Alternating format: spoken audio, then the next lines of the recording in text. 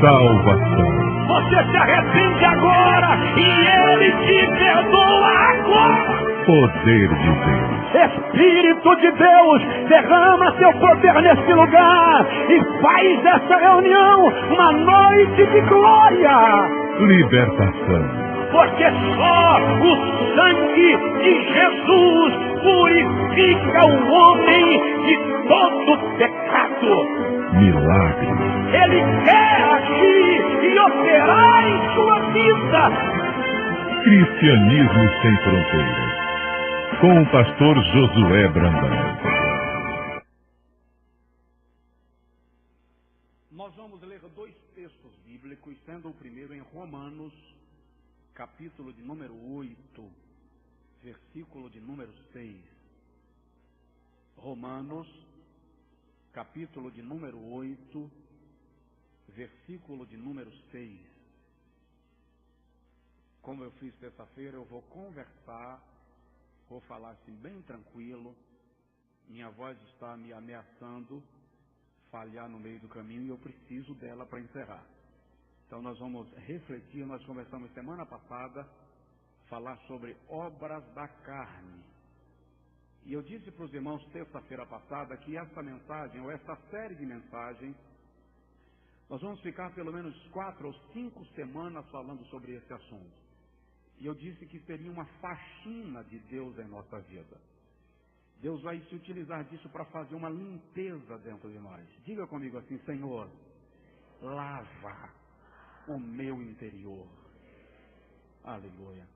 Romanos capítulo 8, versículo 6, diz assim: porque a inclinação da carne é morte, mas a inclinação do Espírito é vida e paz. A inclinação da carne é... Vire algumas páginas aí, por favor, folheie sua Bíblia até a epístola de Paulo também aos Gálatas. Gálatas, capítulo de número 5.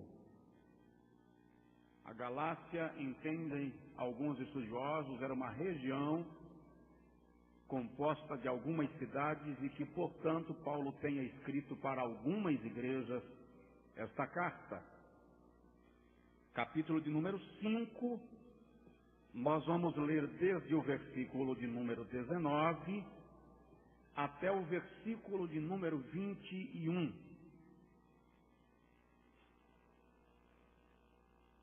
Podemos ler? Diga amém. Ora, as obras da carne são manifestas, as quais são a prostituição, a impureza, a lascívia, a idolatria, a feitiçaria, as inimizades, as contendas, os ciúmes, as iras, as facções, as dissensões, os partidos, as invejas, as bebedices, as orgias e coisas semelhantes a estas, contra as quais vos previno, como já antes vos preveni, que os que tais coisas praticam não herdarão o reino de Deus. Deixa eu compartilhar algo com vocês. Eu só lembro de ter tremido tanto, estudando uma mensagem, como eu tremi hoje, uma vez.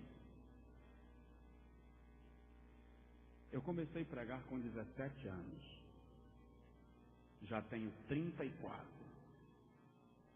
Portanto, são 17 anos falando de Jesus. Eu já estive, pela bondade de Deus, ministrando para auditórios em diversas condições. Mas hoje eu tremi muito lendo esse texto. Eu senti choque no coração algumas vezes. Por algumas vezes a minha respiração esteve ofegante, cansada.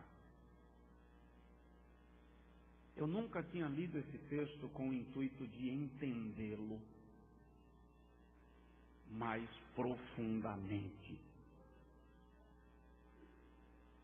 E desde pela manhã eu comecei a folhear a Bíblia hoje. E à medida que fui folheando, de vez em quando eu dizia: Jesus, tem misericórdia de mim. Jesus, tem misericórdia de mim. Esse texto é muito forte. Talvez ele esteja entre os mais impactantes de toda a Bíblia Sagrada. Ele é confrontador, é desafiador, é um convite à conversão, à mudança de vida. Eu falei terça-feira passada sobre Romanos 8, os irmãos que estavam aqui, quantos vieram terça-feira passada, faz assim por favor, onde lembrar que nós demos apenas uma palavra de introdução aqui de 50 minutos sobre os perigos de viver segundo as inclinações da carne, e nós falamos que não pode agradar a Deus quem anda segundo a carne. Quem anda segundo a carne não pode glorificar a Cristo na sua vida. Quem anda segundo a carne não pode herdar o reino de Deus. Eu falei aqui semana passada que nós somos cartas vivas e somos testemunhos do que Deus pode fazer na vida de um homem. E eu não disse testemunhas, eu disse testemunhos. Você é um testemunho. Nós somos testemunhos do que Deus pode fazer. Mas em nenhum texto da Bíblia Paulo contrasta, aliás, em nenhum texto da Bíblia o Espírito Santo contrasta de maneira tão forte a diferença entre aquele que vive sob a inclinação da carne e aquele que vive sob a direção do Espírito. Em nenhum texto da Bíblia, porque nesse texto Paulo fala das obras da carne e posteriormente do fruto do Espírito, e quando a gente terminar as obras da carne, nós vamos falar do fruto do Espírito, sim. Em nenhum texto a Bíblia revela tão claramente o quanto o homem que se presta a atender todos os seus desejos e impulsos se torna um ser desenfreado, com instinto animal aguçado, sem qualquer controle da parte de Deus.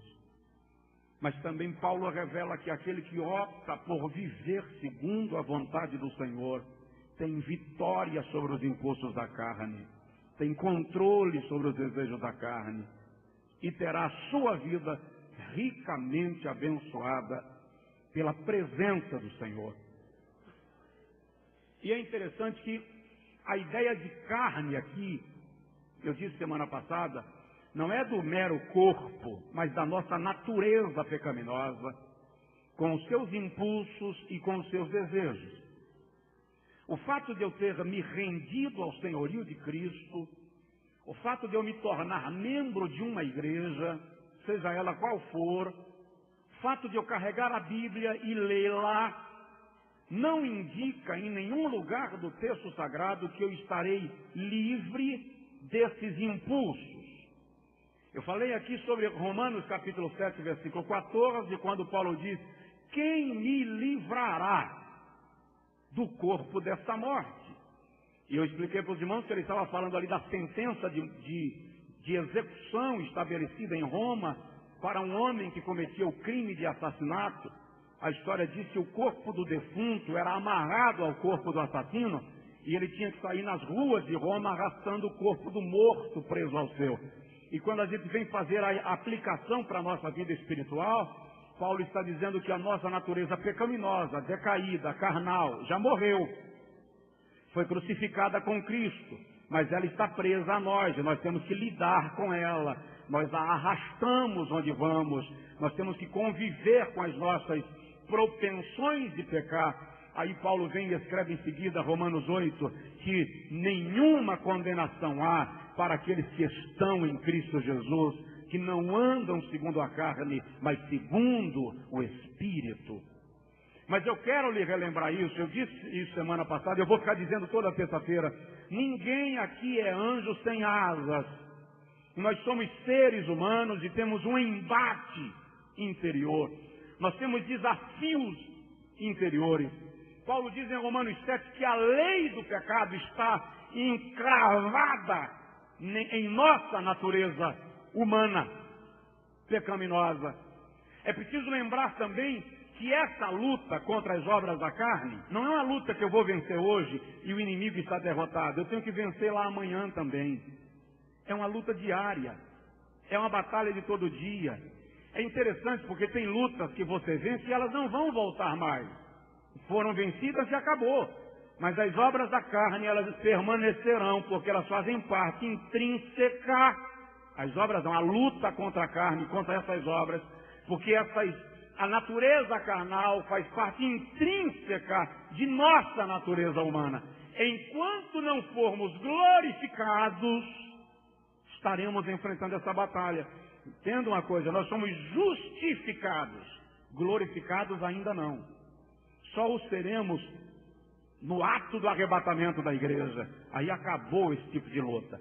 Mas enquanto estivermos aqui, vamos ter que lutar contra as obras da carne. Mas vamos lá, sua Bíblia está aberta em Gálatas 5?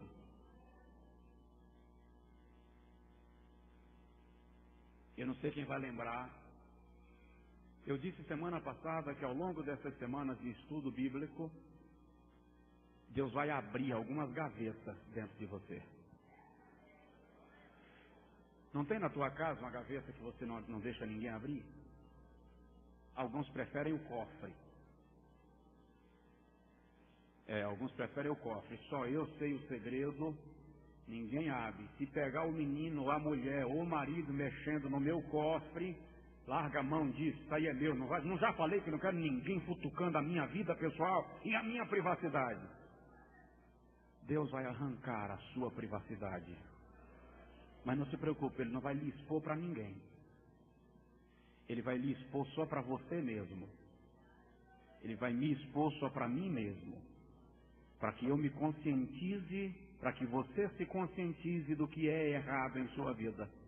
E você corrija em nome de Jesus. É tempo de faxina. E eu disse aqui, nesta mensagem vale mais do que você decide do que o que você anota, tá? O que você anota é importante. Mas muito dificilmente você vai conferir depois. Agora, o que você decide prevalece. Você vai decidir viver segundo o Espírito, em nome de Jesus. Ora, as obras da carne são manifestas, as quais são. Primeira obra da carne aí é o quê? Porneia. A expressão traduzida por porneia, melhor do que prostituição, seria imoralidade. Prostituição, à luz do dicionário da língua portuguesa, é a prática do sexo em troca de bens, dinheiro ou favores. A expressão porneia indica todo e qualquer tipo de imoralidade sexual. Todo e qualquer tipo de imoralidade sexual. Quando nós vamos folhear a Bíblia Sagrada, assim, nesta noite, quando nós vamos para Atos dos Apóstolos, capítulo 15, nós vamos lendo cada versículo e fazendo uma rápida explanação.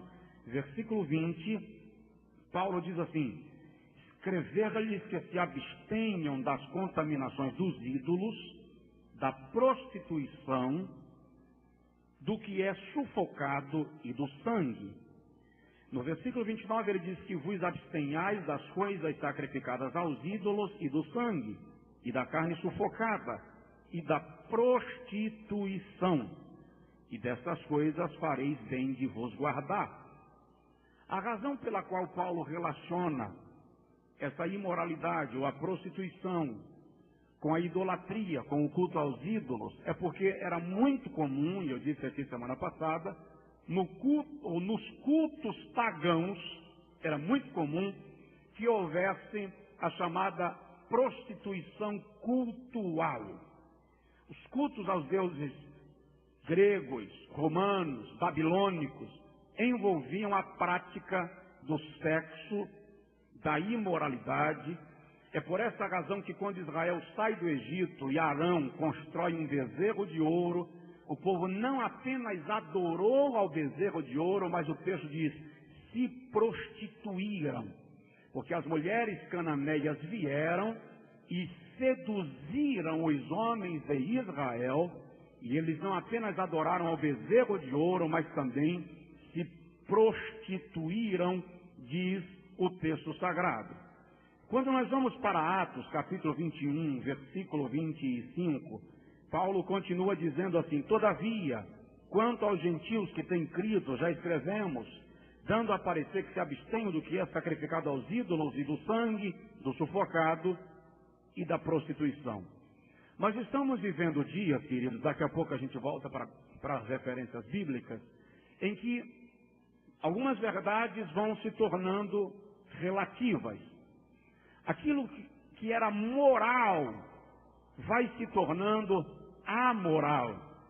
E com isso o imoral vai se consolidando na prática diária das pessoas, sejam elas de nível cultural elevado ou não. Por esta razão, nós estamos vivenciando dias em que a imoralidade vai se expandindo, se estabelecendo, e de vez em quando você é constrangido por uma situação, mas estamos caminhando numa direção tão perigosa que estamos chegando ao ponto de que você não poderá nem reclamar mais acerca do que é imoral e te incomoda.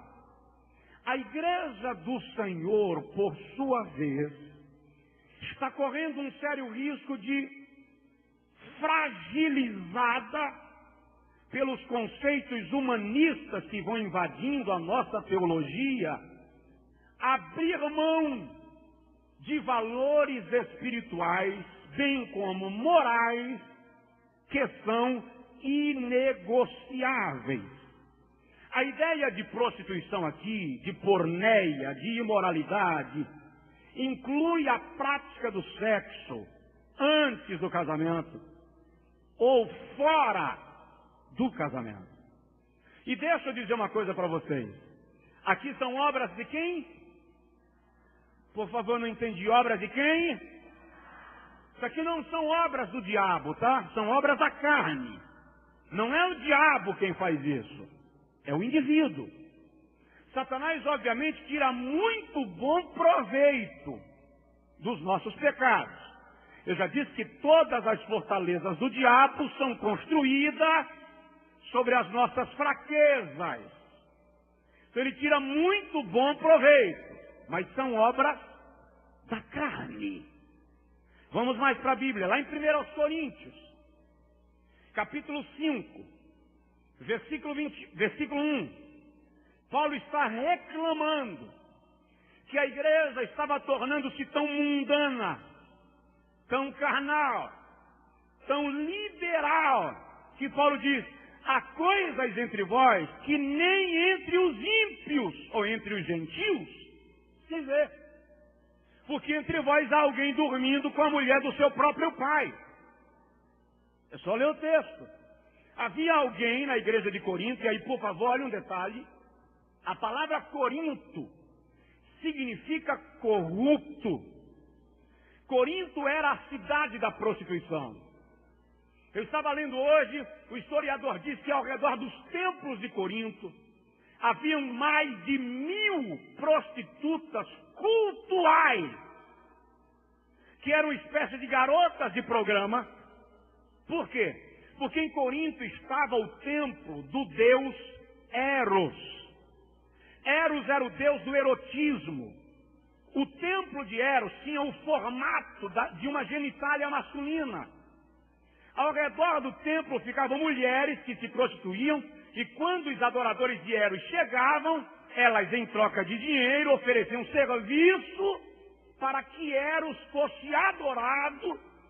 Daí a razão de Paulo vir trazer uma carta, às vezes, muito dura à igreja de Corinto, e no capítulo 5 ele frisar que havia dentro daquela igreja alguém que estava dormindo com a própria madrasta. Eu disse que o texto era forte. E é.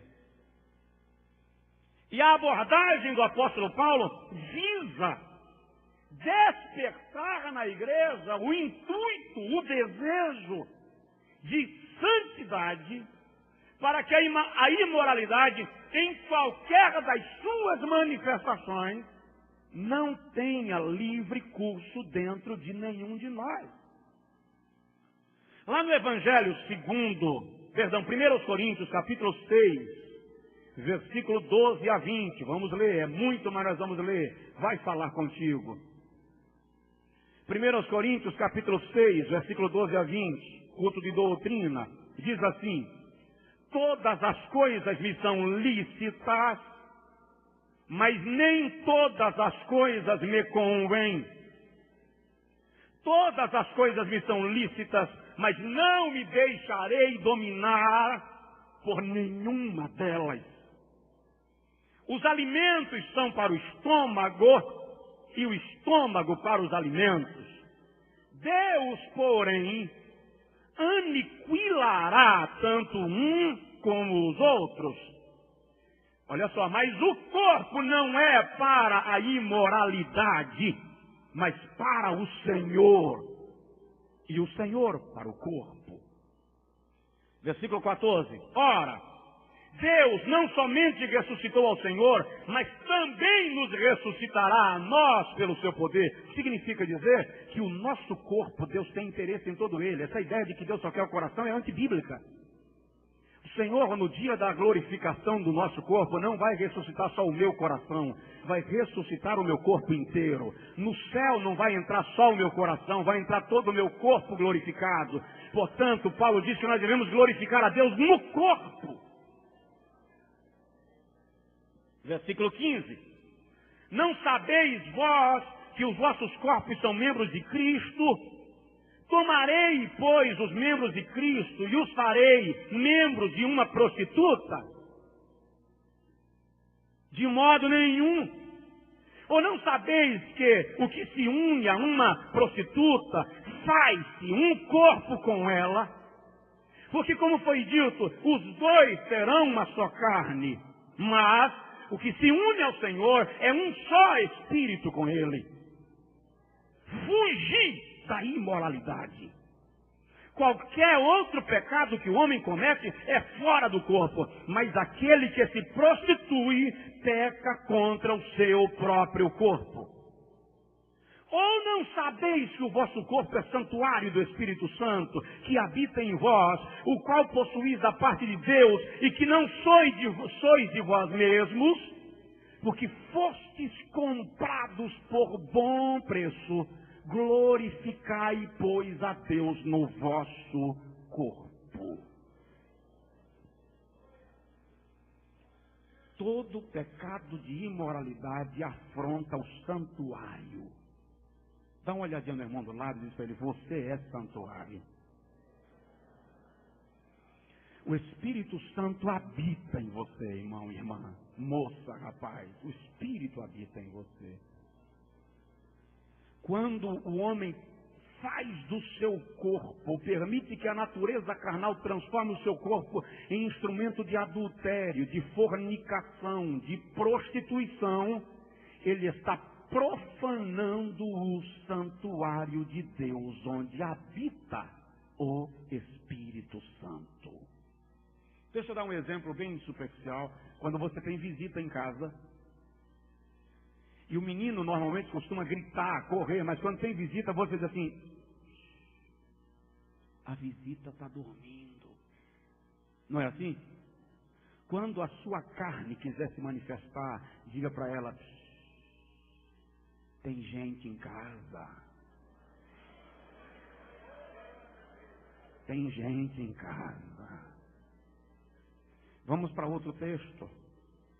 Provérbios, capítulo 5. Depois eu faço algum comentário.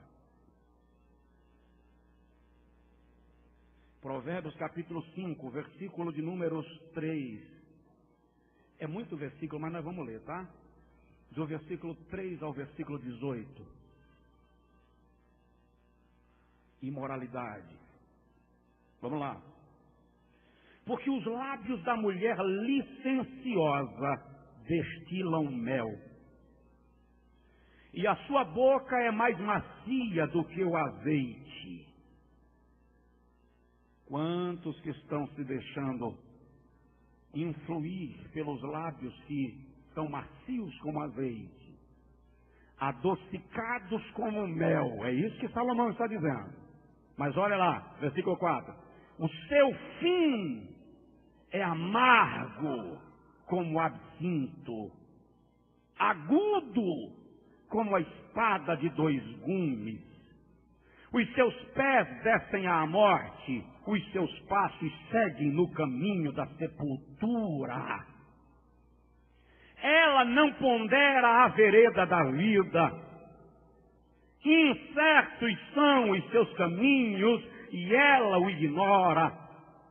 Agora, pois, filhos, dai-me ouvidos e não vos desvieis das palavras da minha boca.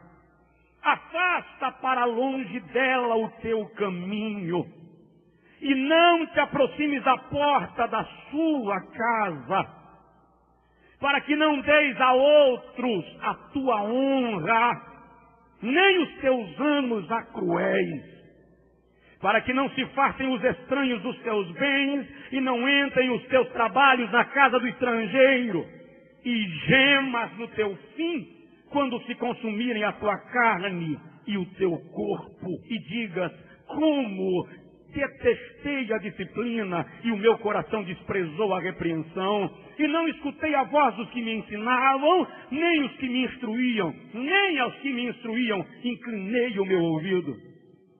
Quase cheguei à ruína completa. Quem está escrevendo aqui? Salomão. Quase cheguei à ruína completa no meio da congregação e da assembleia. Sua vida espiritual está indo à bancarrota por causa da imoralidade. É isso que Salomão está dizendo. Vamos mais. Bebe a água da tua própria cisterna, ô marido.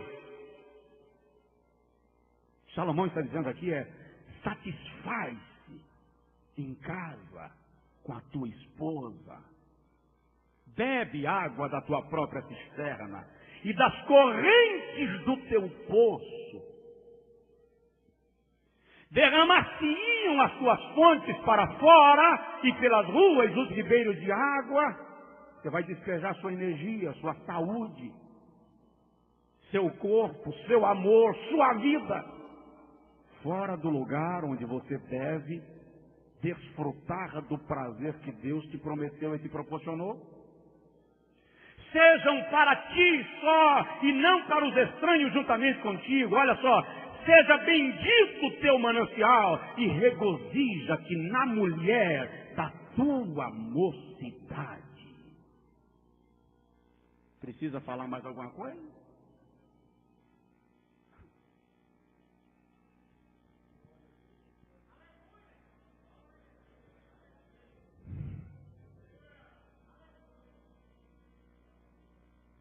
Em nome de Jesus. Em Romanos capítulo 1, versículo 27 a 29, Paulo diz que os homens se deixaram inflamar em sua concupiscência. Eu recebi no gabinete, algum tempo atrás, uma senhora, e ela disse para mim assim: pastor, o meu pai era um homem mulherengo, mas o meu pai era um homem analfabeto, um homem sem formação.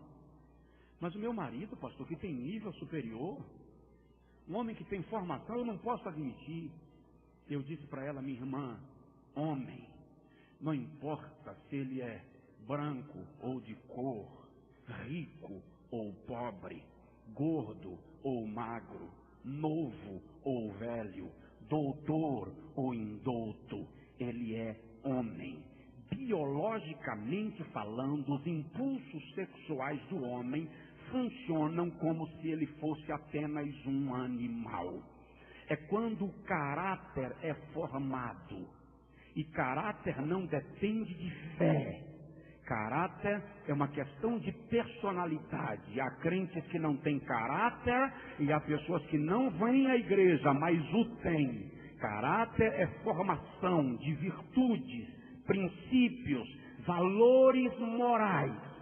Quando o caráter é formado, amadurecido, equilibrado, é que o homem não se deixa inflamar por esses impulsos carnais.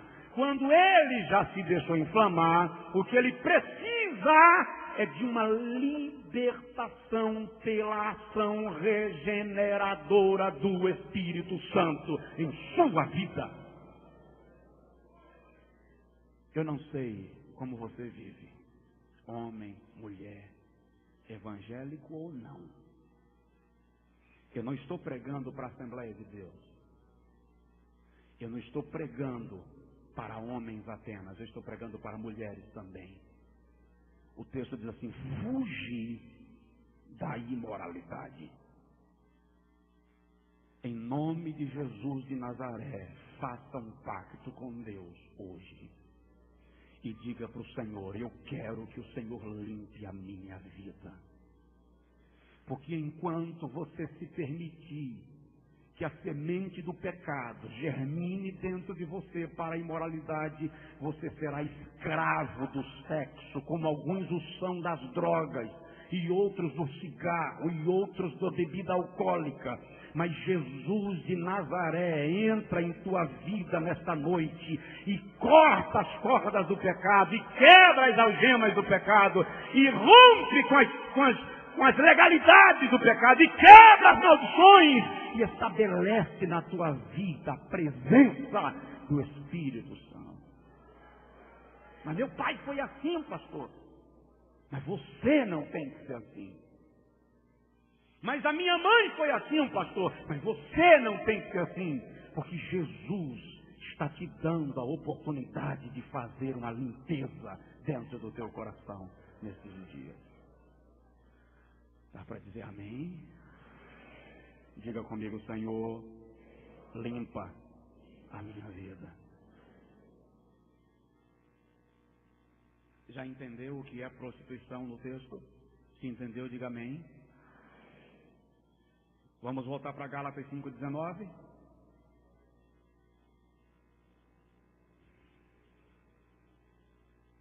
Eu estou falando para vocês com muito temor, com muito respeito e também com muito amor.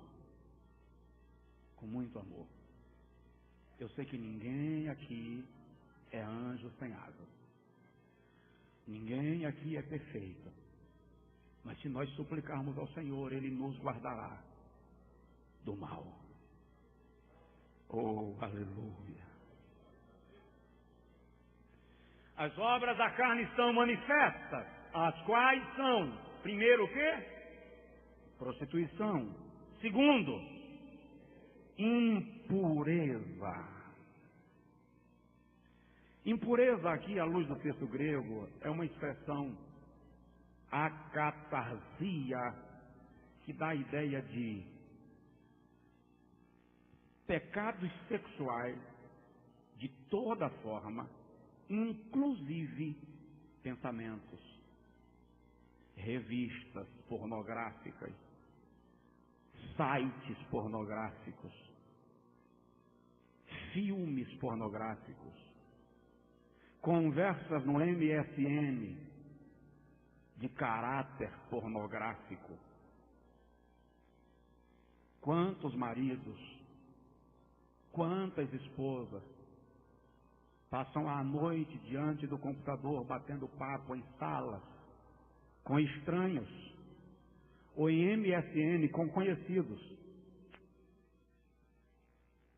É o que a Bíblia chama de impureza. É bom notar que a prostituição ou a imoralidade é a prática do pecado, enquanto que a impureza é a prática do pecado, a prostituição, envolvendo alguém, enquanto que a impureza é aquele pecado que eu estou cometendo aqui.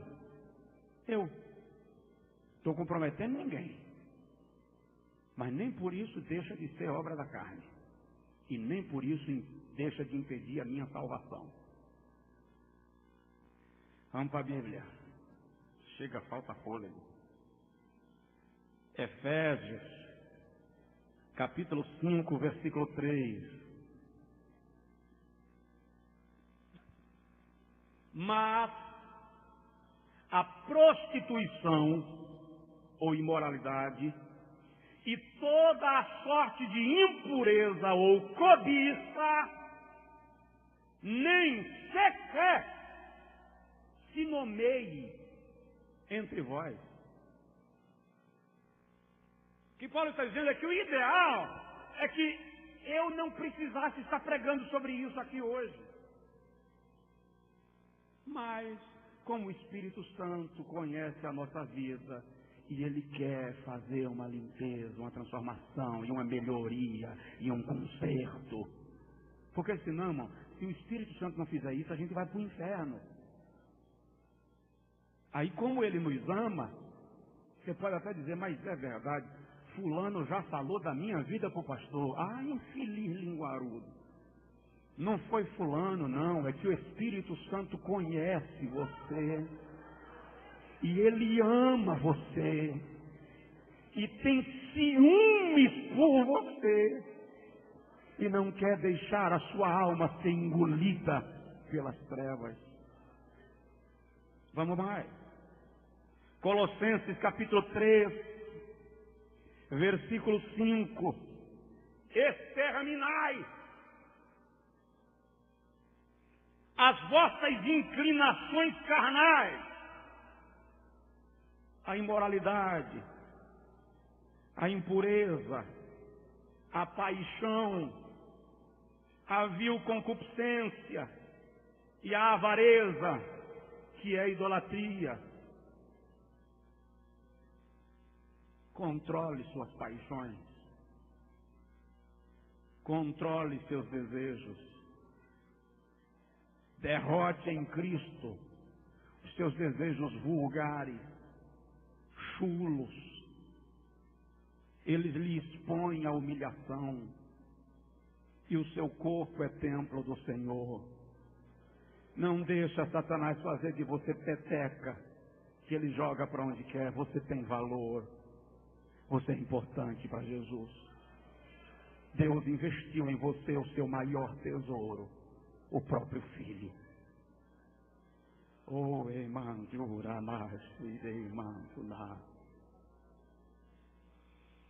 Mateus capítulo 5, versículo 28, vamos lá, estamos falando de impureza, catarsia. Jesus disse que aquele que olha para uma mulher, e eu gostaria de, por favor, o texto, ele não exclui a mulher que olhar para um homem com desejo lascivo, em seu coração já cometeu adultério com ela, ou com ele. Eu vi um dia desse um camarada acertar a cabeça na quina de uma carroceria de caminhão, mas eu vi literalmente. Eu estava no semáforo, uma mulher passou, e ela foi desfilando, daquelas mulheres que a calçada fica pequena. E ele tinha um caminhão na frente. Mas foi uma pancada seca. Ele ficou zonzo.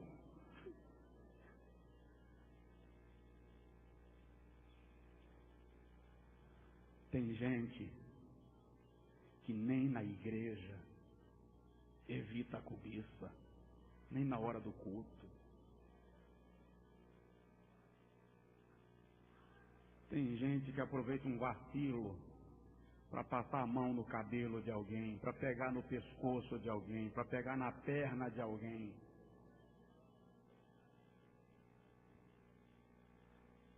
Estamos na casa do Senhor. Somos templo de Deus. Não podemos perder os nossos valores morais e espirituais. Ah, pastor, na igreja não, né? Então em casa, lá debaixo do colchão, eu tenho umas revistas, Playboy, Sex, e outras e outras. Não, revista não, que minha mulher pode flagrar. O meu notebook tem senha. Aí eu acesso sites pornográficos e fico a noite inteira. E Jesus fica onde? Televisão. Veja para ver TV de madrugada. Que de madrugada a censura é livre. E aí tem tudo que o diabo gosta e a carne se satisfaz. Só que Jesus não dorme. Jesus fica acordado. E aí Jesus lhe acompanha para a sala. Lhe acompanha para o seu escritório em casa. Jesus conhece a tecla de play do seu DVD.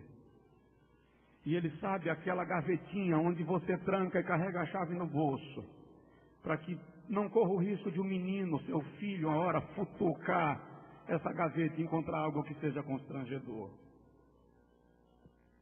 Efésios 4, 17 a 19. Deus tem compaixão de nós. Deus tem compaixão de nós.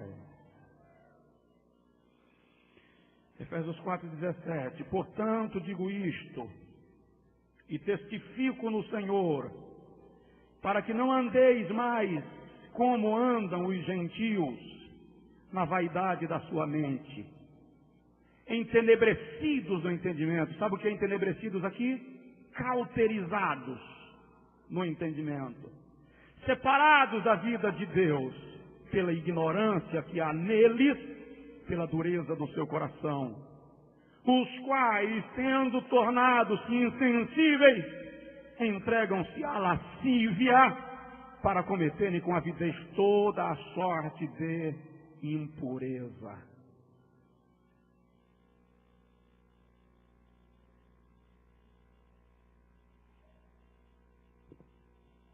Dá para dizer amém?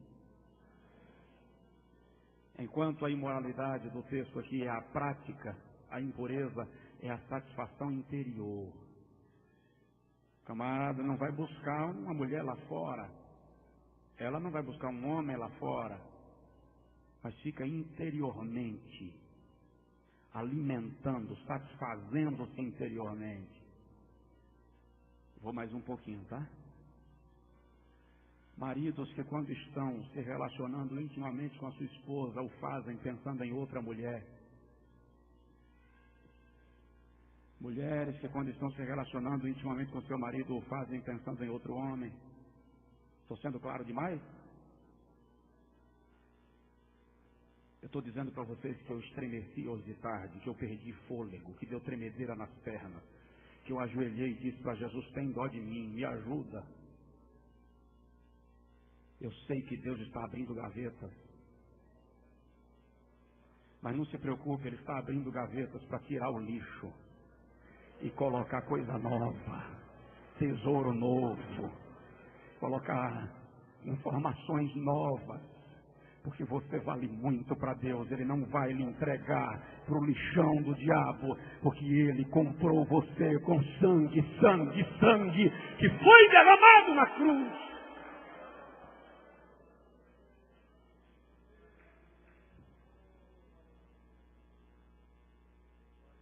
Diga comigo, Senhor, me ajuda, lava-me, em nome de Jesus. Eu vou parar.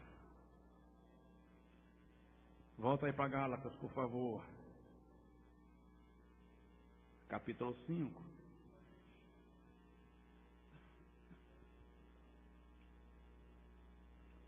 Eu quero lhe dar um conselho. Faça um propósito com Deus hoje. E diga para o Senhor, a partir de hoje, Jesus, eu não vou mais perder tempo conversando besteira no MSN com ninguém. Faça um compromisso com Deus. Senhor, a partir de hoje eu não vou mais acessar um site pornográfico. Quando eu entrar na internet, eu vou acessar o site do pastor Josué, que tem pregação lá, 24 horas.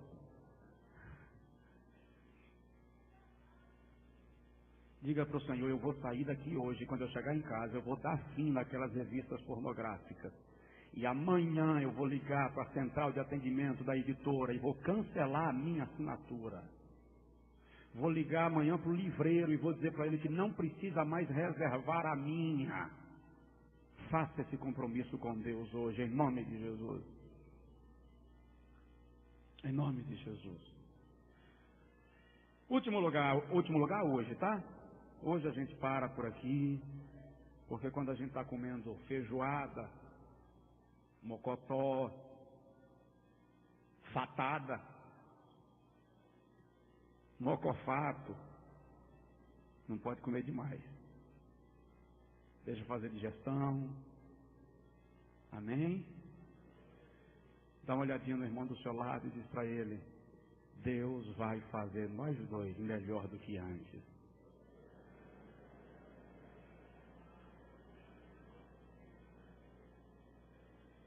Jesus.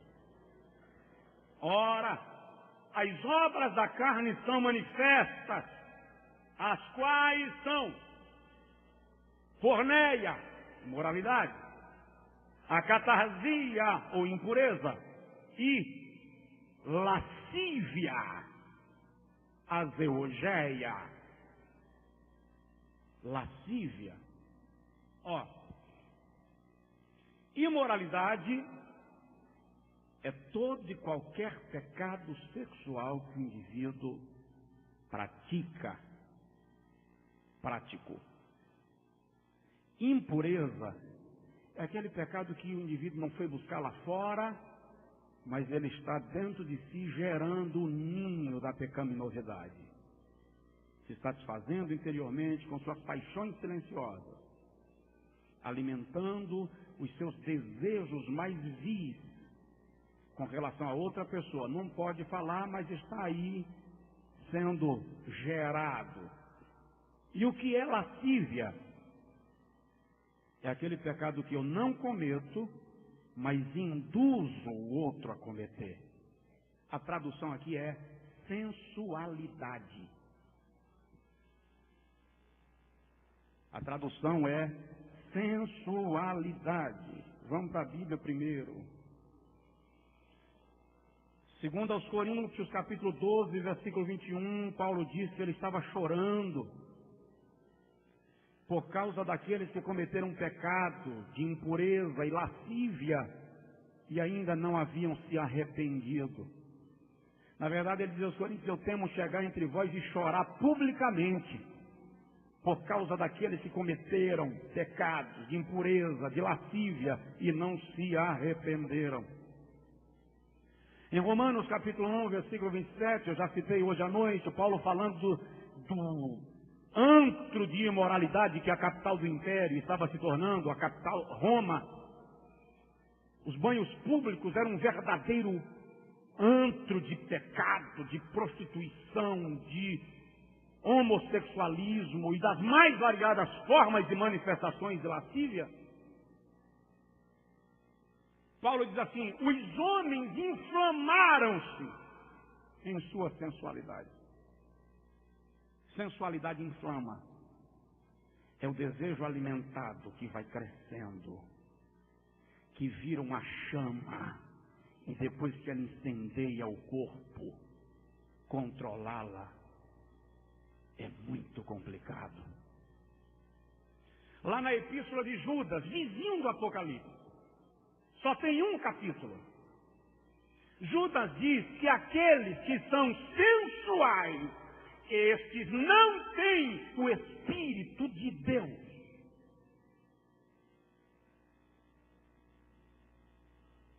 É provocar o pecado no outro, despertar desejo no outro. Ah, pastor, mas a minha vaidade precisa, né? O meu ego precisa de vez em quando perceber que as pessoas me olham. Seu espírito precisa estar sempre mais próximo de Deus. Vamos mais. Só mais uma referência bíblica. 1 Timóteo, capítulo 2, versículo 9.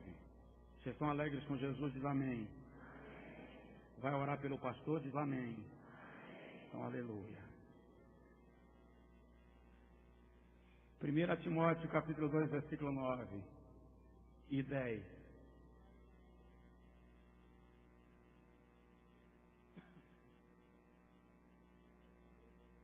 Quero, do mesmo modo que as mulheres se ataviem, se vistam, se adornem com traje decoroso, diga comigo, decoro, com modéstia, diga modéstia, e sobriedade.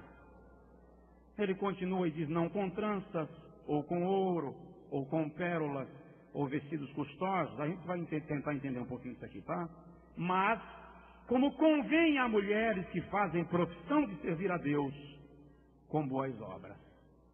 Estamos falando de sensualidade. Quando Paulo diz que a nossa vestimenta deve ser decorosa, ele está falando de algo respeitável, honesto, equilibrado, uma roupa que invoque respeito, que lhe imponha. No momento que uma mulher se presta a vestir uma roupa que revela o seu corpo, ela está se negando o direito de reivindicar respeito para si mesma.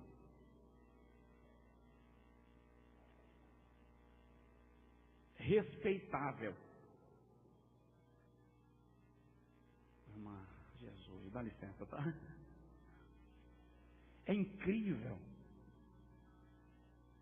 A tecnologia aumentou, as fábricas de roupa se multiplicam, mas parece que está faltando tecido no mercado. As saias são cada vez menores. As blusas revelam cada vez mais os seios. Inventaram as calças aí, e algumas mulheres usam, e infelizmente algumas irmãs também, que não mostra só a barriga não, mostra também o cós da roupa íntima. Estou sendo muito chato?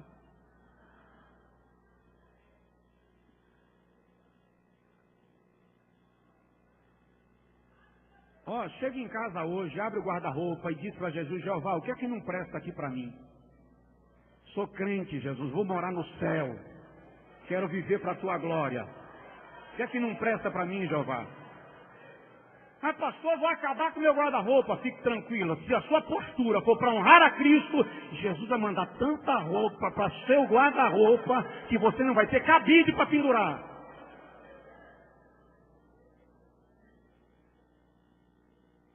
Respeitável.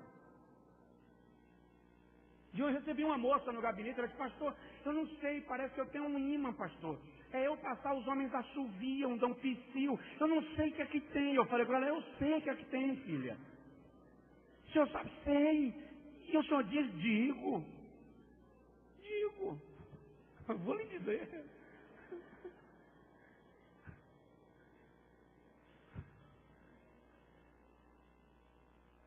Irmão, nós temos adolescentes na igreja, jovens, homens que precisam da misericórdia de Deus e de oração. Olha para mim, hormônios não são batizados no Espírito Santo não, tá?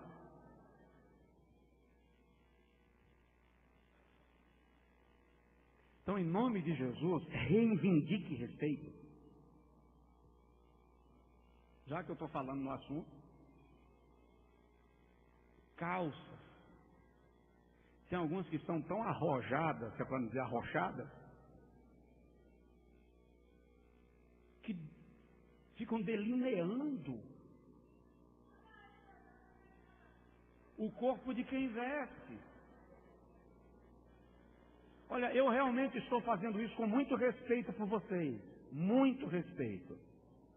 O Senhor sabe o meu coração e Ele sabe o quanto eu estou fazendo isso com respeito por vocês, com amor por vocês. Eu estou falando de amor. Deus está me fazendo amar cada uma de vocês de maneira intensa. Faço isso com respeito, com amor e com muito temor, mas também com muita responsabilidade, porque um dia eu terei que dar conta a Deus das verdades que ensinei e daquelas que omiti. E eu não posso omitir nenhuma. Eu não sei quanto tempo Deus vai me permitir estar em Feira de Santana. Pode ser que em algum momento Ele diga: Josué, está na hora de sair. E eu preciso sair daqui com a consciência de dever cumprido. E o nome de Jesus ter sido honrado na vida das pessoas que foram abençoadas pela sua palavra. Decoroso. Aí Paulo diz também com modéstia. A palavra que Paulo usa para modéstia aqui é a mesma palavra usada no grego para vergonha. O texto é forte, irmão, o texto é forte.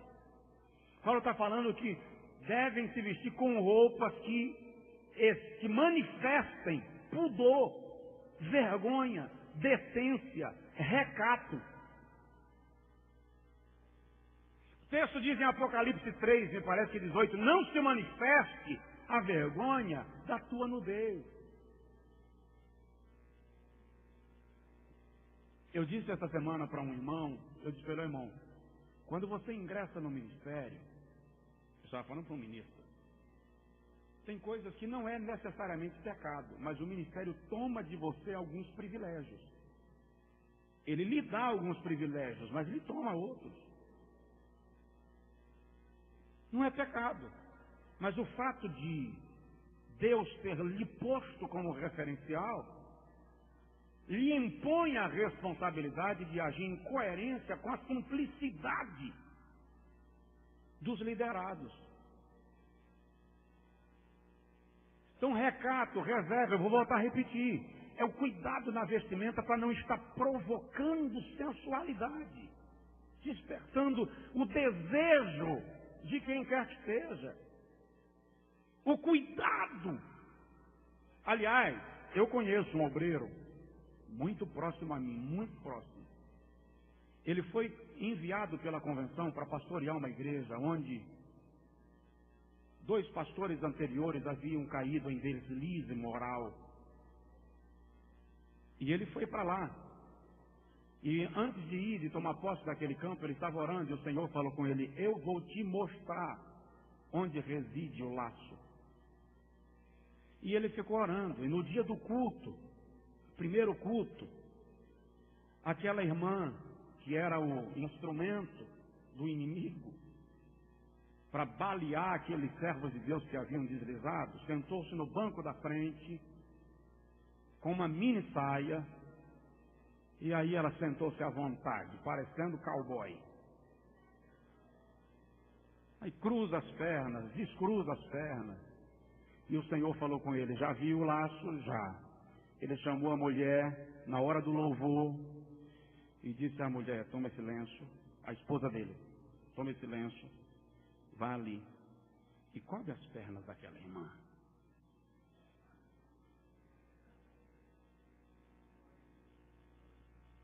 E a esposa, claro, que foi, hein? Você imagina que ela foi? Levantou e foi lá e colocou o lenço. Quando ele sentou, o Senhor falou com ele: o laço foi quebrado. Diga comigo: eu não sou instrumento do diabo para fazer ninguém pecar. Eu sou instrumento de Deus.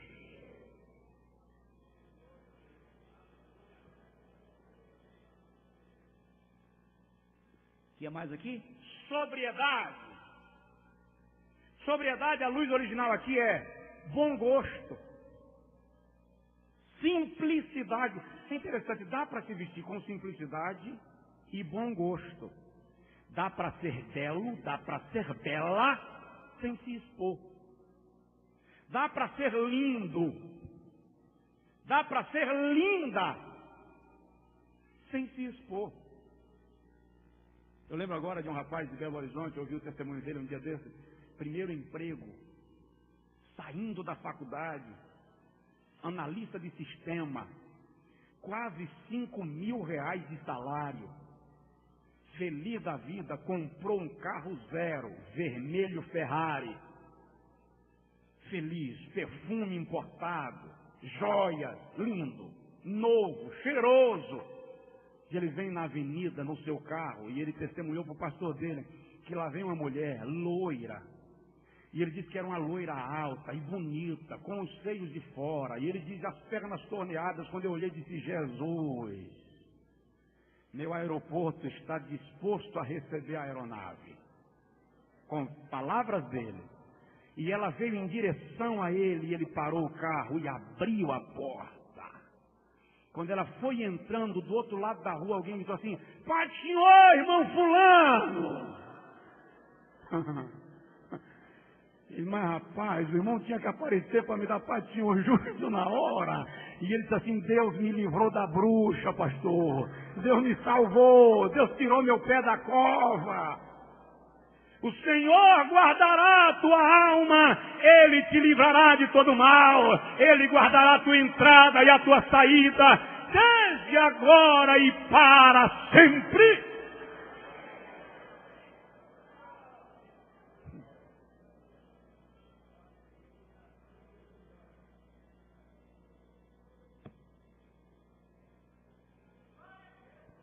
Com simplicidade, belo, bela, lindo, linda, mas com bom gosto, com pudor, com modéstia, com equilíbrio.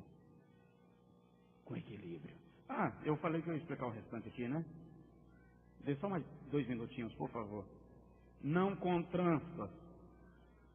Alguns historiadores dizem que as tranças, além delas serem feitas naqueles dias com fios de ouro, de prata, de pérola, o que ostentavam riqueza e, portanto, davam demonstração de grandeza, de superioridade em relação àquelas que não tinham.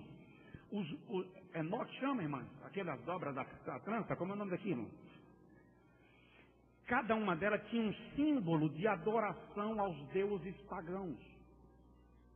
O que Paulo estava falando é da idolatria, a gente vai falar disso na próxima terça, que às vezes continua dentro do nosso culto.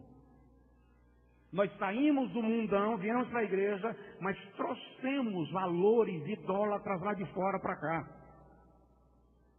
Vamos ter tempo para falar sobre isso, se Jesus não voltar antes. Se voltar, melhor, que a gente vai para o céu. E amém? Não com ouro, ou pérola, ou vestidos custosos. Paulo está falando aqui da ostentação. Mesmo porque, irmão, naqueles dias, veja só, aceitava Jesus a escrava e a senhora. A escrava e a senhora vinham para o culto. A escrava vinha com seu estado de pobreza financeira e a senhora se adornava com joias e com pérolas e com fios de ouro nas tranças. O que estava acontecendo? Aquelas favorecidas, obrigado, estavam começando a se sentir reprimidas no culto por causa daquelas que ostentavam poder financeiro. Então o cuidado que nós temos que ter, em resumo, é em manter a simplicidade. Manter a simplicidade. Repito, com bom gosto, com equilíbrio, mas sem perder a decência, sem perder a respeitabilidade, sem perder o bom nível. E entendendo uma coisa, ó, Deus é adorado naquilo que eu visto, tá?